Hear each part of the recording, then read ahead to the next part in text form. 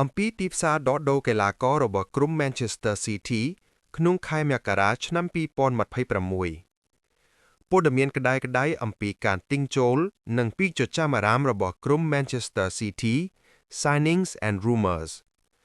Antoine Semenyo ដែលជាខ្សែប្រយុទ្ធស្លាបរបស់ Bournemouth ត្រូវបានគេរាយការណ៍ថាបានឈានដល់កិច្ចព្រមព្រៀងផ្ទេរក្នុងតម្លៃប្រមាណ74លានអឺរ៉ូប្រមាណ65លានផោនគាត់គ្រោងនឹងធ្វើតេស្តសុខភាពនៅថ្ងៃប្រហ័សនេះបន្ទាប់ពីបានជួយ Bournemouth ប្រកួតទល់នឹងក្រុមធំៗរួចរាល់រីឯគោលដៅសំខាន់បន្ទាប់គឺកីឡាករ Marc Guéhi ដោយសារវិបត្តិរបួសតំបន់ការពារដូចជា Gvardiol និង Diaz របួស Man City កំពុងចរចាជាមួយ Crystal Palace ដើម្បីនាំយកសារការពាររំនេះមកកាន់ Etihad ភ្លាមៗក្នុងខែមករានេះ Guéhi សល់កិច្ចសន្យាតែ6ខែទៀតប៉ុណ្ណោះដែលធ្វើឲ្យតម្លៃខ្លួនគាត់អាចធ្លាក់ចុះជាងមុន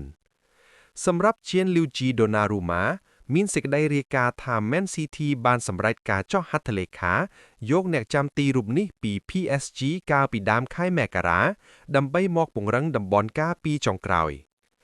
ចំណែកការចាកចេញនិងការបញ្ជូនកីឡាករឲ្យខ្ចីវិញនោះមានដូចជាចាស់ Mike Simpson Pusey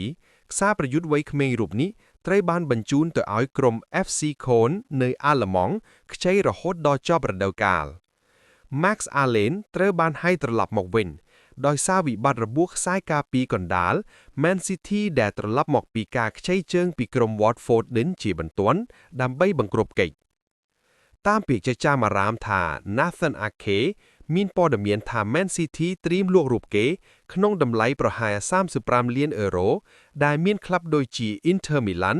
Juventus និង Crystal Palace កំពុងចាប់អារម្មណ៍ Oscar Bob កំពុងមានពាក្យចចាមអារ៉ាមថាអាចនឹងផ្ទេរទៅកាន់ Borussia Dortmund ក្នុងទម្រង់ជាការលក់ដាច់ឬខ្ចីជើងដើម្បីស្វែងរកឱកាសលេងឲ្យបានច្រើន។